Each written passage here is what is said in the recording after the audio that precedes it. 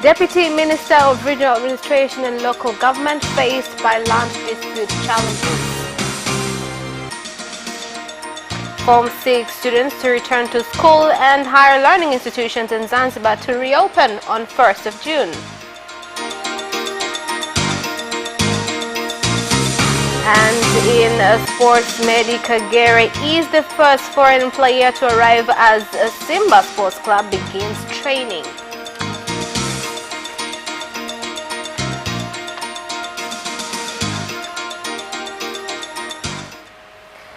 Good evening, this is Capital News at 9:30. My name is Khadija Zimbo. First, the national news. The Deputy Minister of State, President's Office for Regional Administration and Local Government, Mwita Waitara, was attacked by a group of people claimed to be followers of the Director of Alliance Schools, who is also the Mayor of MWANZA, James Bwire, when he arrived at Mahina area to inspect implementation of projects under his ministry. The incident occurred when some residents in the area complained that the open space area has been invaded legally by the owner of the school, with the chairman of Alliance Schools, Patrick Felician, saying they had bought the area from the residents. As a local government, we have been in conflict with the manager of Alliance School, who is also the mayor, regarding this land that the school has claimed to be theirs. Although the case is in court, it has been a long time without any decision made. We are calling on the Deputy Minister to help us get government intervention in this matter. Hilo eneo analolisema na mimi sitaki kulisemea kwa sababu liko mahakamani kwa jaji na aliyefungua kesi ni mimi mwenyekiti. I don't want to talk about something that is handled by the court. I am the one who opened the case and not the mayor. The place was to be used for building a dispensary for our football team. The mayor just sponsored us to buy the land. We have all legal documents. This dispensary is going to be developed to a health center for people to get access to majority of health services.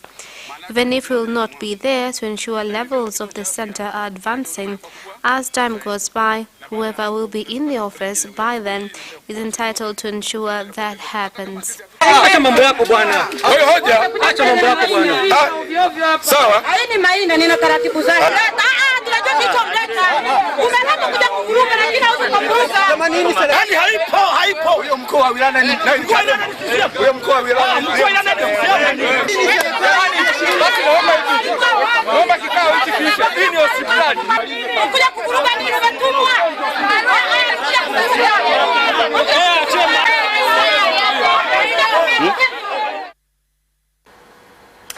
Now, permanent secretaries from the Ministries of Natural Resources and Tourism, Constitution and Legal Affairs, Public Service and Good Governance have started an official tour of national parks to inspect preparations for tourist visits expected to start anytime soon. The tour started with a visit at Serengeti National Park.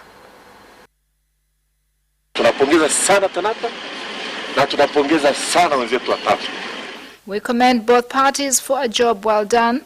There was a great partnership between the two, and this provides an array of hope for TANAPA employees and tourists.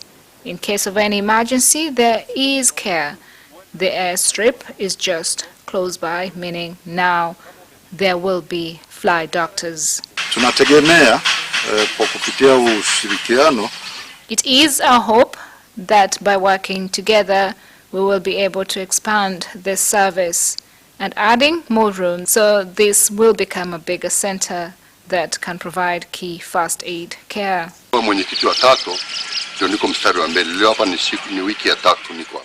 As Tatu chairperson, at the forefront, I've been here for 3 days already in order to give tourists confidence to come and visit Tanzania.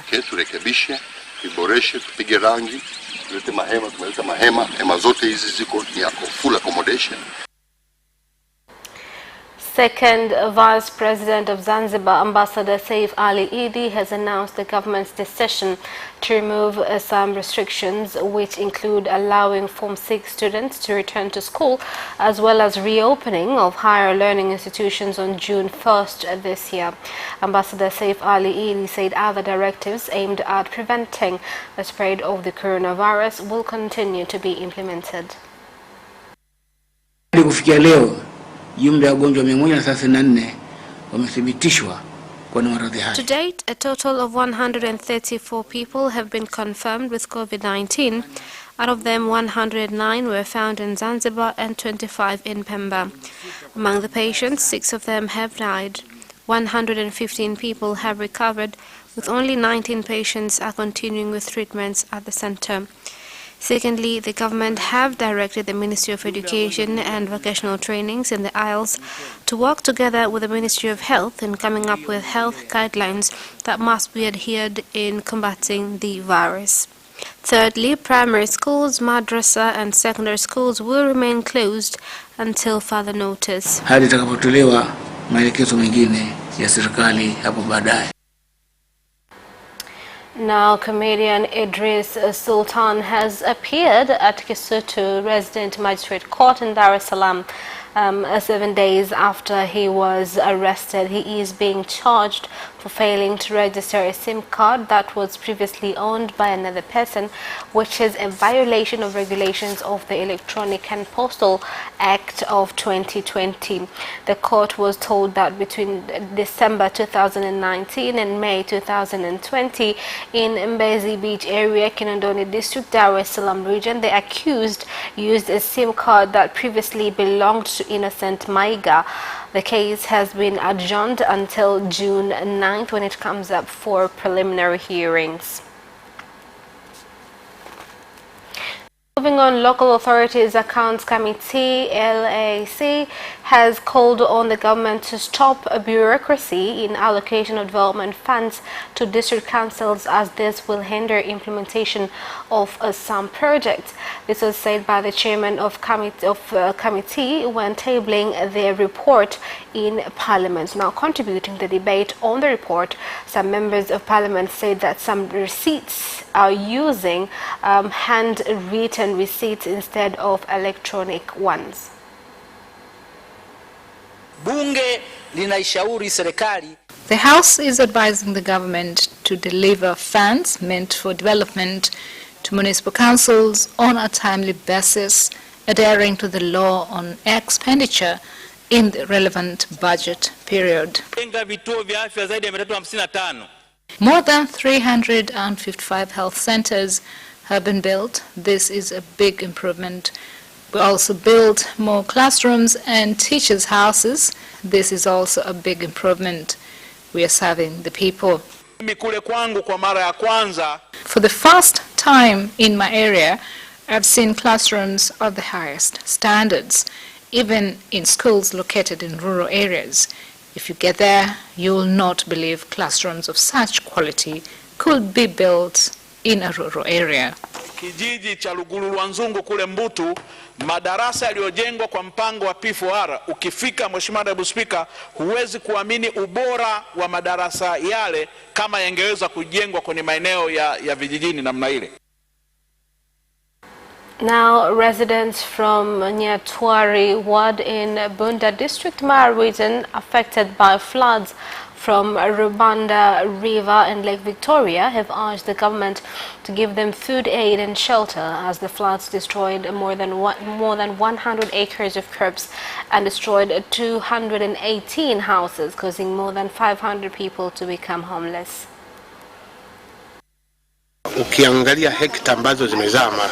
Food and cotton farms have been covered in water. We are asking if there are any organizations willing to help us. We will be grateful, because what is needed most is food. We've come today to present this relief aid to you.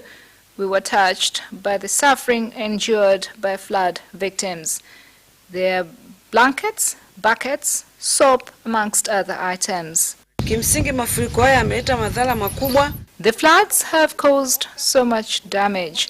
Houses have also been completely destroyed and food items have been lost. I commend Red Cross for the assistance given today. This will help those affected by the floods. Leo ndoo, blanketi, sabuni na vitu vingine vitawasaidia waanga. And the government of Tanzania has signed a 175.6 billion shilling soft loan agreement with French Development Agency for implementation of clean water and sanitation projects in Morogoro. The agreement was signed in Dodoma City by the Permanent Secretary of the Ministry of Finance and Planning, Dr. James, and the Director of French Development Agency, Stephanie Moon Isombe. This will increase the amount of water supplied from the current 37,000 cubic meter per day to 108,000 cubic meter upon completion of the project.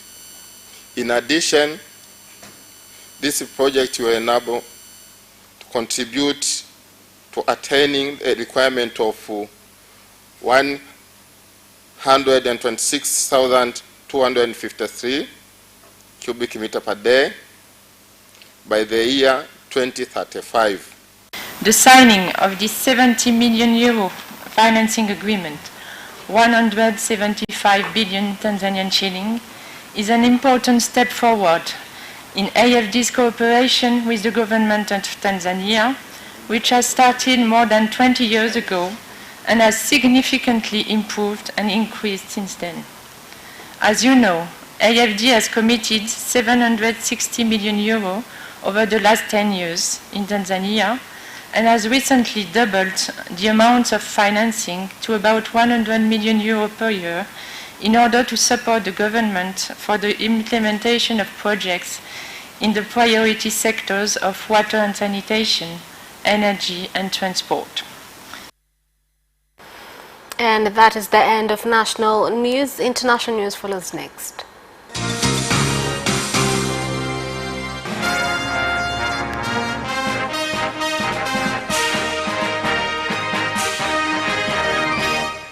Welcome back, and in international news.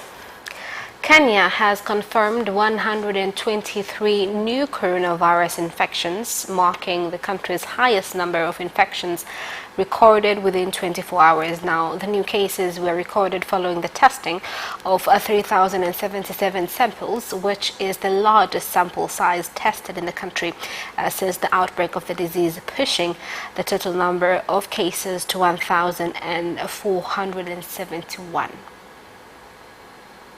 We have tested the largest number of samples at over 3,000, starting at 3,077 over the last 24 hours.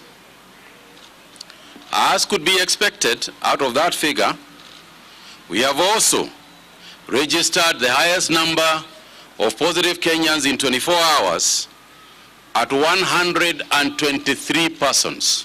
For the first time, we have hit a triple-digit figure, and this is the largest figure since we started testing and since the first COVID case was reported on the 13th of March 2020. It means that this disease is now within the communities. Hii ugonjwa uko mtaani na hakuna mmoja wenu ambaye yuko salama. Hakuna mmoja wetu ambaye yuko salama.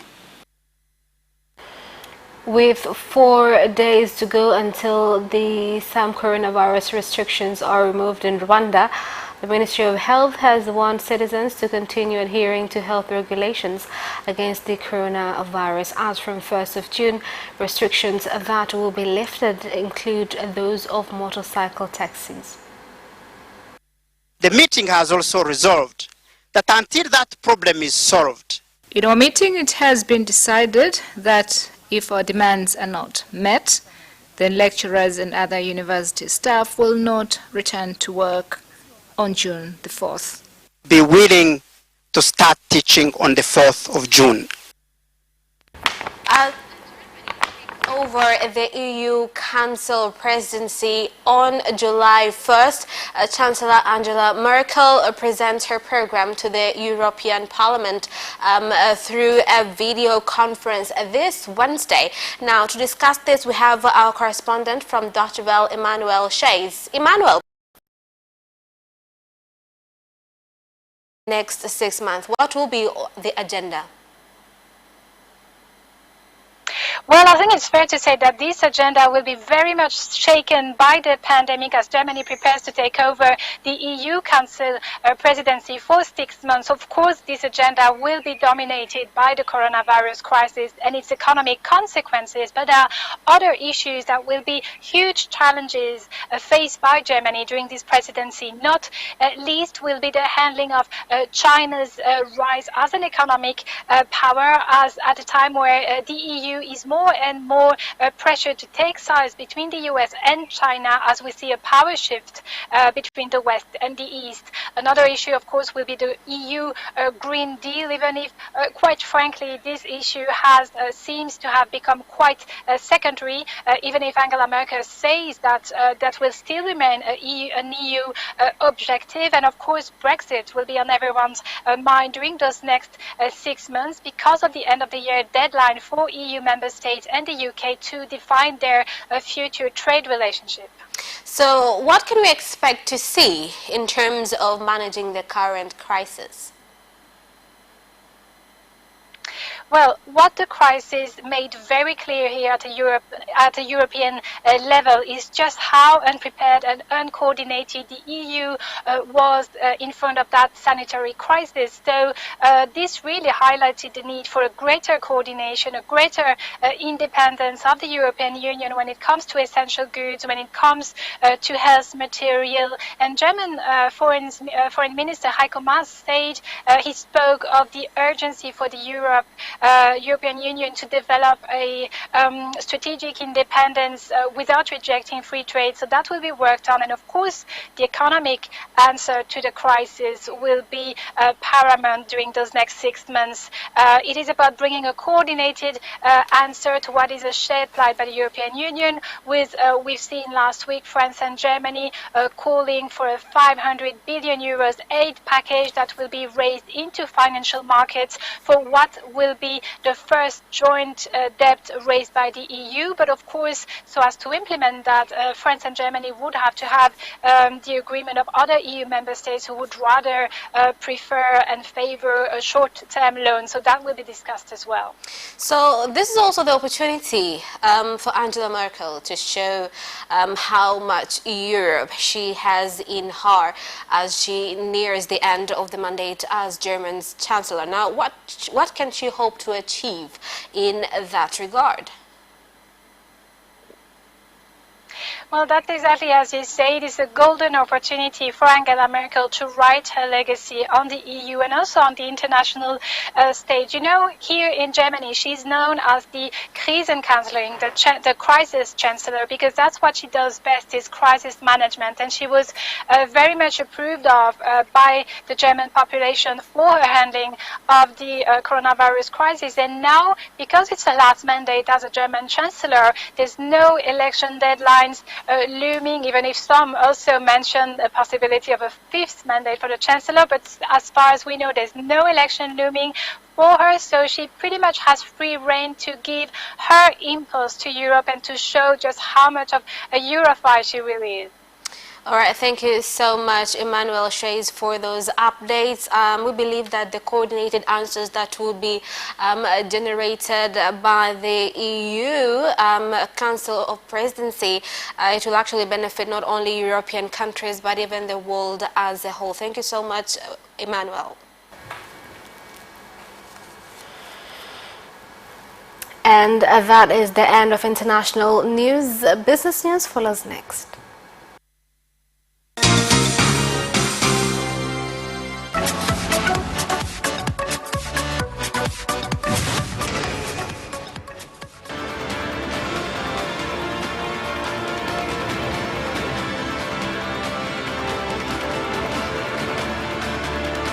What Watch Business Edition as we talk to business leaders and experts in sectors that are transforming Tanzania's economy. We believe that the driver is the customer. To change the mindset of traditional HR to the digitalization. Make sure that everybody can get some access to financial services. And once we understand the vision of our leaders, we then need to be behind them and help them in achieving that vision. Business have involved mercantile operations, trade guilds, or shared agricultural production. Infrastructure, construction, financial sectors, tourism, and mining. Business Edition on Friday at 8:15 p.m.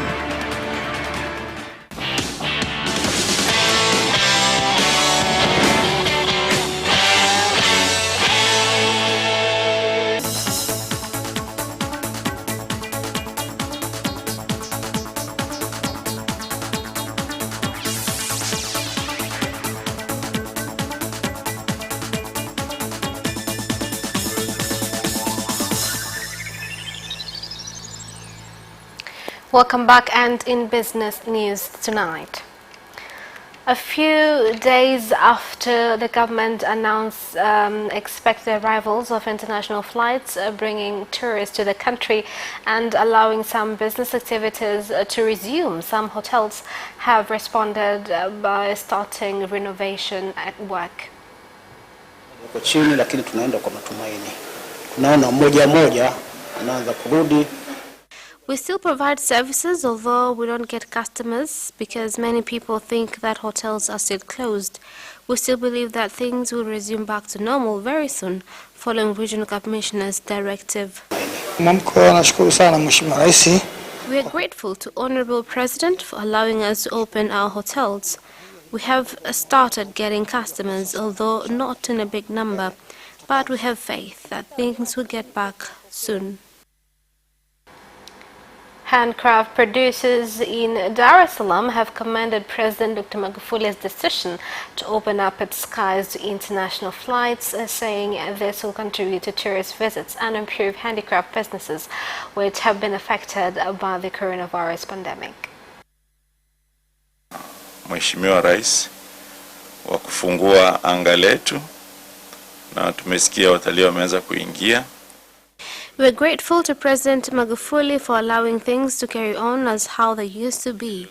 We have heard that tourists have begun flying into the country, meaning that passengers' planes are now allowed to land into the country, something that will help us entrepreneurs in easily transporting goods outside the country. Maradufu kwa sababu ndege za abiria ambazo zilikuwa zinabeba hapo awali zilikuwa hazifanyi kazi tena, na matokeo yake kukawa na ndege za kubeba mizigo ambazo gharama yao ilikuwa juu sana. And Tanzania Social Action Fund TASAF has said in the third phase of their project aimed at improving lives of the poor, they will give subsidies to beneficiaries by using electronic systems in order to access many parts of the country. Ni vigumu kupata mtandao au hata mabenki. Elders and children who do not know how to read and write, online payments procedure was quite hard for them. That is why in future we are planning to use a different approach like biometric system so that it will be easy for us to identify them. Kwa sababu kusoma na kuandika hawajui. Na ndio maana huko mbele tunakokwenda tunaona namna gani tutatumia biometric system ili kuweza kutumia vidole vyao kujitambua. And that is the end of business news. Sports news follows shortly. Away first time, good start from Bolt. Bolt leading a moment of going away. Gay trying to go with him, and he's going to be dragged through to second place, but he's going to win it by 2 meters. Away first time, good start from Bolt. Bolt leading a moment of going away. Gay trying to go with him, and he's going to be dragged through to second place, but he's going to win it by 2 meters.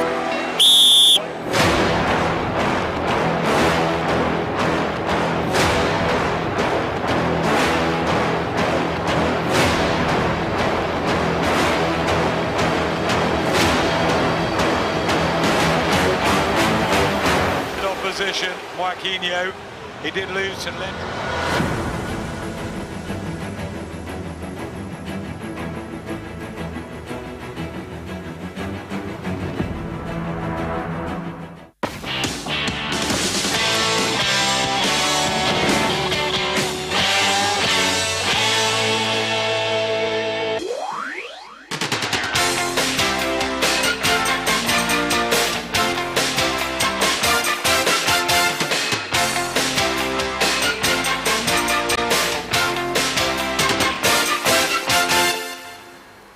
And in sports news, Ugandan-born Rwandan national Medi Kagere became the first foreign player to arrive in Simba Sports Club camp as they are set to resume training ahead of resumption of the mainland Premier League. Here's the story.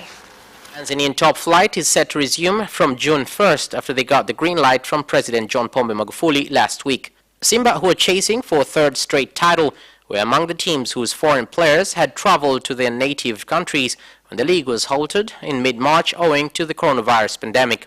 However, the club's top scorer, Kagere, landed in Dar es Salaam on Tuesday from Kigali, Rwanda, and was driven straight to the team's residential camp where the players are to undergo mandatory tests to check their COVID-19 status. Young Africans coach has said he does not have any problems with his assistant Boniface Mkwasa taking charge of the team when the mainland Premier League resumes. Here's more on the story. The Belgian coach is currently in his native country where he relocated to when the top flight was halted owing to the coronavirus pandemic. However, with the league set to resume from June 1st after President John Pombe Magufuli gave them the green light, Young have confirmed Mkwasa will step in for Ismael as they try to secure his return to Dar es Salaam.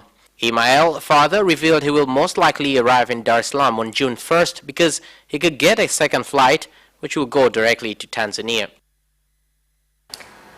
Jose Mourinho has predicted there will be fewer crazy transfers after football returns from a shutdown. Here's more on the story. Tottenham signed Steven Bergwijn for £27 million from PSV Eindhoven in January, while also breaking the club record to acquire Tanguy Ndombele for £55 million last summer. But Mourinho believes the Premier League and leagues around the world will need a different approach because of the coronavirus crisis having hit clubs' finances. Mourinho is keen to resume as soon as possible. Since the moment the Bundesliga started, since the Portuguese and Spanish leagues announced a date to restart, that is the most difficult moment for us, he said. The Bournemouth goalkeeper Aaron Ramsdale tested positive for COVID-19 in the second round of Premier League testing 3 days after returning a negative result in the first batch. Here are more details. The club had said on Sunday a player had tested positive but did not disclose his identity. Ramsdale had returned to training when the league allowed clubs to conduct sessions in small groups, with players adhering to distancing guidelines. The 22-year-old said he did not have any symptoms and was now self-isolating. Bournemouth said on Sunday their training facilities were still safe environments.